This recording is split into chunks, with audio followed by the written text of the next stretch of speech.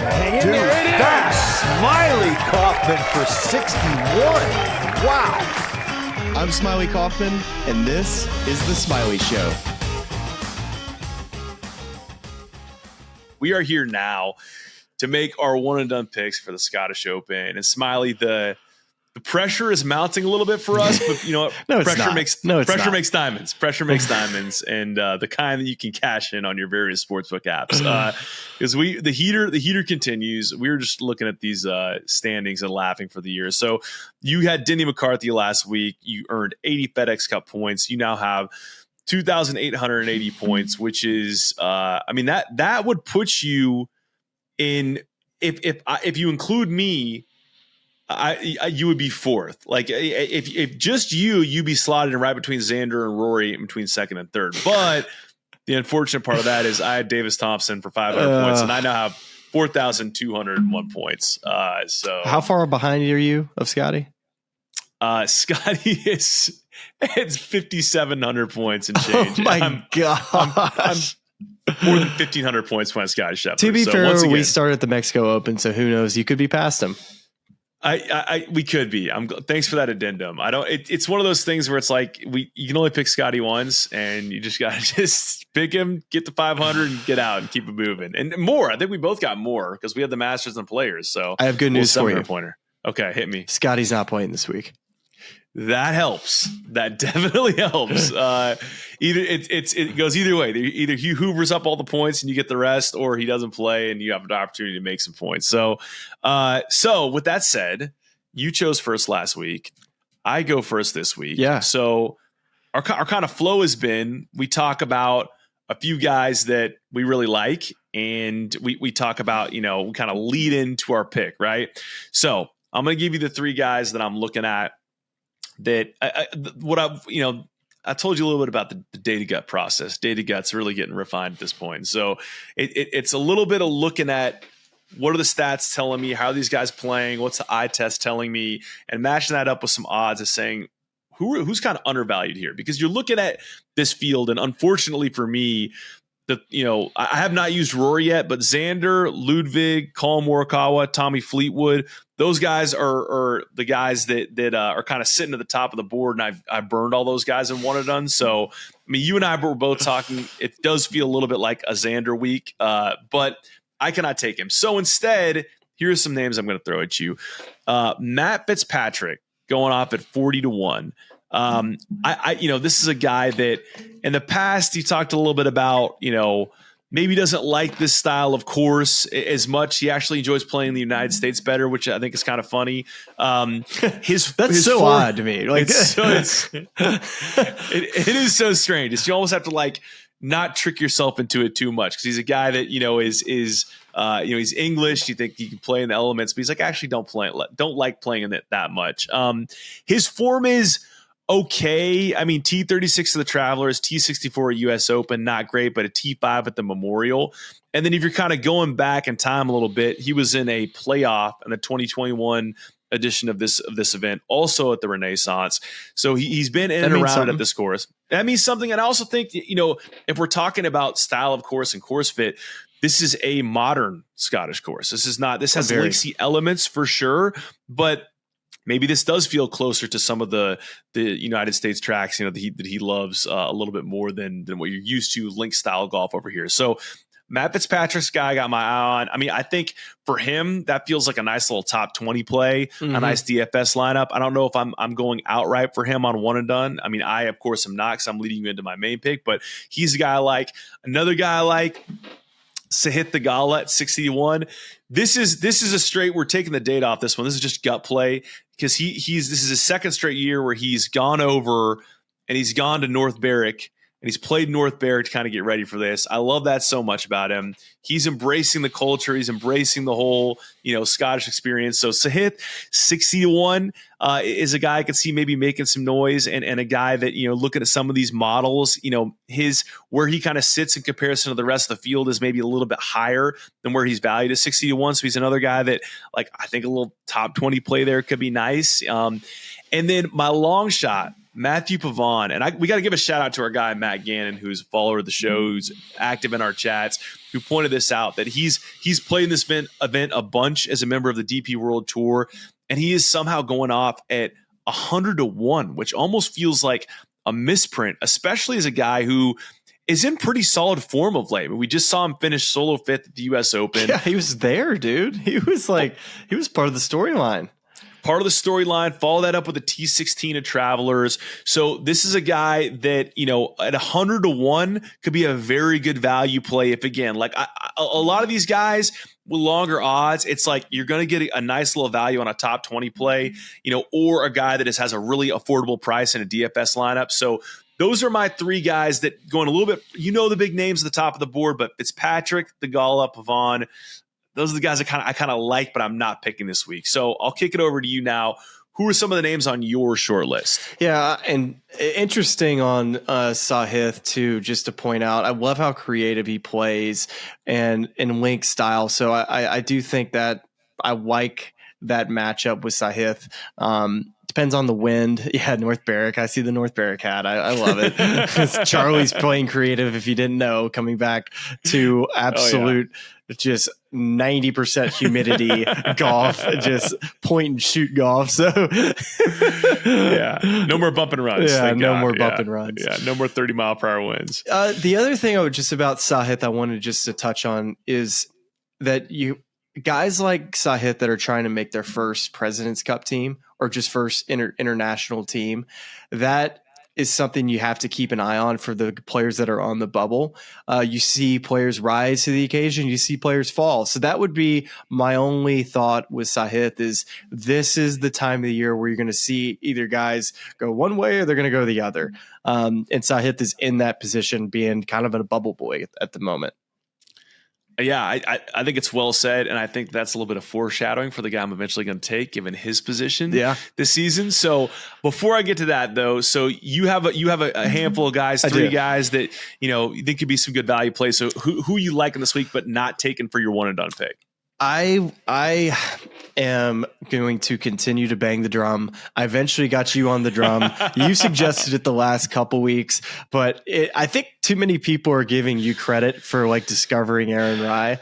I've been on this guy similar to the Jake Knapp situation. Just kind of getting there when you need to get in there. I'm going to come back to Aaron Rai for this week, and he won this event in 2020. So that's already check. That's you got a player that likes the golf course that he's playing at. And this course, being there last year and walking around the grounds, getting a really good sense of how the course plays, it's a very unique Tom Doak golf course that there's fescue off the fairway, so you have to drive it well. But the greens, there's some elevation changes that are very big with kind of some fall-offs in some areas, humps and bumps on some greens, make it very difficult to get close to the hole.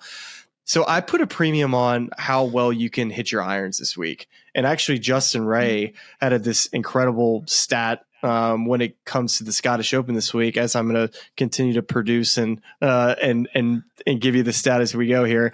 So players who finished in the top 10 at the Scottish Open last year gained 43.2% of their strokes with approach play.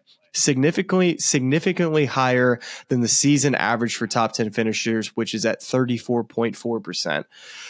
All that to say is Aaron Rai to me is a ridiculously good ball striker and a very good approach iron player. And when I read that stat, I'm like, God, that's like Scotty Scheffler, right? So he's like, no way he's not finishing top 10. So I guess if you're a Scotty Scheffler better and want to weigh the juice probably on a top 10, you're probably taking a pretty good bet there. And Aaron Rai, by the way, 45-1. I mean, again, you can get some value on him, but that's at that level. You keep down Aaron Rai. You keep down Aaron Rai. He's going to pull the trigger and win one of these. And another note with Aaron Rai too, with playing a John Deere, a hot, humid place. He's built with the 2 rain gloves. Now he's going to the Scottish Open, which is also built for rain gloves. We're just taking him where the rain gloves take us, which is hot and humid, to now like wet conditions, cold hands, rain gloves. Aaron Rai. I love that so much. I actually I pulled out the rain gloves once on my Scotland trip, Prestwick. It was like raining sheets. By the time we put a tee in the ground, the first hole, it had passed. But I pulled out the rain gloves. My dad took a picture of me. It was like fresh off picking him at the Rocket Mortgage. I'm like, nice little homage to Aaron Rye. And then I put those rain gloves on the top of my bag and then went out to North Berwick later that day, and it was blowing like 40 and they blew away. I don't have rain gloves anymore. So it was a failed attempt to pay homage to Aaron Rye, apparently. I love it. Well, let me get to my next two before we get to our one and done picks. I'm going to go, my next guy is going to be Seabez, Christian Bezaydnout. Yes. He's a player that hasn't won this year, although he's gotten 500 FedEx Cup points for his win at the American Express. Although Nick Dunlap, an amateur, won, he got all the points. But let's not look past how good of a year this guy's had. He's, I believe, in the top 25, top 30 in the FedEx Cup points for a player who was not in the top 50 coming into the year. So he's arguably played the best golf of a player of somebody who was outside that top 50 coming into the year. And if you look at data golf and just his stats, he hardly has any week where he has just one part of his game that's off. He's consistently good in every aspect of his game. And in talking with his caddy, this was on a flight home from the last event we were at. This would have been, I believe, maybe the US Open or the Travelers, one of the two. He said, man, he's playing such good golf and he's so close to winning. And to me, that was like, all right, I'm going to keep that in the back of my head. And so, of course, I'm playing it, giving you that advice the first week in which Seabez is playing. So taking that with us, the next guy I got is Thomas Dietrich, who I've been very high on Thomas pretty much this entire year. He's had success on this golf course too. 2021 finished second, 2022 10th. Last year he made the cut. So he's got some success on the golf course. He's a guy that's had a type of year where he's put himself in contention multiple times, US Open, PGA Championship, to name a few, and Houston Open almost got it done. So Thomas Dietrich, that'd be the last player of mine. I love both of those. And again, just to kind of hit you with some odds relative to the rest of the field, where it is a little bit, it's more of a top heavy field than we've seen in previous weeks, despite the absence of Scotty Scheffler. You can get Seabez at 60-1 and Thomas Dietrich at 75-1. Those are outright odds, but obviously those trickle down to some pretty good odds if you're trying to make a top 20 play, a DFS lineup type situation. I know I keep banging that same drum, but again, you can get some value there for guys who should theoretically play well at this course. So love both of those. This leads us to our one and done picks for the week. I'm going with the guy. You talked a little bit about this with Sahith Theegala, guys that you're getting to that crunch time of the year where you're trying to, whatever your goal is, if you're just outside of it, you really got to make a push and play good golf. And we talked on our Monday episode about Minwoo Lee sitting right just outside that top 50 cut line to get in all the signature events for next season. And it feels like that time of year where Minwoo Lee finds that extra gear and goes out and gets his first PGA Tour win. He's going off at 30-1.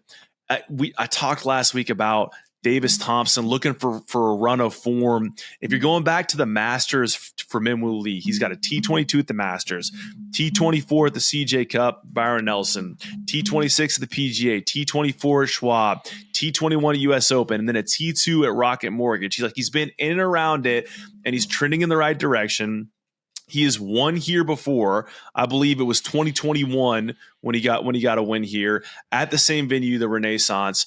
So this is a guy that I just feel like it's just about time for Minwoo to cash one in. He's been playing. He played some great golf at the Rocket Mortgage. Had some great chip-ins coming down the stretch, but just couldn't get the job done.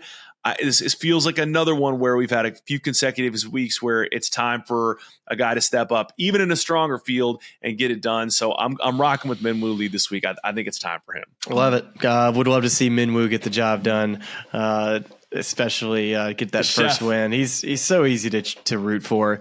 And in doing these one and done throughout the year, you kind of use the day-to golf model as long as your gut, and then guys the data gut. And I think the other thing just to add into that we've kind of been able, and maybe this is just that gut, which is looking at players who are on this type of streak and trajectory that are leading up to a win. We typically don't pick a guy that is just coming off of 4 missed cuts. Like, we're going to try to find guys that have gotten in position into final groups and seen their name on the top of the leaderboard. You're like, oh, good to see that guy again. And then you see it week on week and you're like, okay, this is guy's having quite a good summer. And for me, that player is Tom Kim. And I thought about saving Tom Kim for if he was going to play a Wyndham. He's won there, but even a Memphis is a really good golf course for him. I thought about saving him for that week, but this week just makes way too much sense to not take Tom Kim. He finished second at the Travelers, coming off just a crazy week. I think being the betting favorite, the Rocket Mortgage, it was either going to be one way. He was either going to go out and win by 4, or he was going to show up and just be, not have the same energy from just a deflating playoff loss to Scotty Scheffler. Ended up missing the cut. So we're just going to chalk that up as an energy, didn't have it that week. But second at Travelers, we're talking Memorial. He got in contention, didn't have a great finish. 43rd U.S. Open, found himself kind of up there at T26. And then you can't forget the Canadian Open at T4. So Tom Kim for me. And then we look at the course. Has he had success there? Yes. 2022 finished 3rd. Last year finished 6th and was in, I believe, close to the final group. I know he was in there one of the 2 days because I walked with this group, and he didn't have a good Sunday. I think he shot 3 over on Sunday. Still finished 6th. I believe he played with Rory one of those rounds too. So I think it was Sunday. I think it was Sunday. I think he made a little bit of a mess at the 18th, if I remember that correctly. That's right. Was waiting to finish. He was putting. It should have been better than that. So there we go. Yeah. Tom Kim for me. Yeah. This seems like the right pick. Tom Kim to win this week. And it's interesting too that we both are picking 2 players that are potentially most likely going to be on that international President's Cup team. And they're looking probably for a guy just to supplant themselves as like, who's going to be the leader, the dark horse, the guy that's going to be the captain of this team, of the guy that you could send out against Scotty Scheffler. And I think both of these players have the talent to do it. And I think maybe getting a win at a big event like the Scottish Open could be great. And I did mention Scotty Scheffler top 10ing this week. And I just remember, it's like, wait, no, he's not playing this week. I totally, my brain's just all fried. So sorry about that earlier. He top 10s even when he's not playing. That's how good he is. Yeah, that's how good Hatton is. I would have picked him to win this week. API, Scottish, he does it all. I love the Tom Kim pick so much because this is Tom Kim season. This when we flip the calendar over to July through August just feels like when Tom Kim plays his best golf, like it was, a couple years ago when Scotty was like those early months of the year. Like this feels like the time of the year when Tom plays his best golf. As you mentioned, has played great at the Scottish. He played great at the Open last year with like a torn ligament in his ankle, wherever the injury was. I mean, hobbling around, still playing good. He does great in a sort of an odd flip of the Matt Fitzpatrick discussion. He plays great at linksy style courses in the elements. So I think this is one where I could easily see Tom getting it done. And to your point, for both Tom and Minwoo Lee, like I love the President's Cup synergy there, international team. Maybe we'll have a little Instagram Live playoff situation. Yeah, it'd be really, really good for us. We're due for another good week because why are we due? Because we deserve it. Because we pick winners. Why not us? We pick winners. Why not us? We pick winners. We pick winners around here. So there you go. So Smiley's got Tom Kim this week. I've got Minwoo Lee. You can go back and run through the rest of the names that we like this week, but those are our picks. And let's hope we can keep cashing tickets. So best of luck. Appreciate you watching and listening. The next time we'll talk to you, we'll be recapping the Scottish Open. So we will see you then. I listen to this podcast. It's really cool. And all of our lovely fans and subscribers, but make sure you like and subscribe. It's cool to see what you guys are doing. I know golf fans appreciate it, but we do too. So please keep it up. For all the good people of YouTube, like and subscribe. You guys have some good takes, so I'm happy to come on and shoot the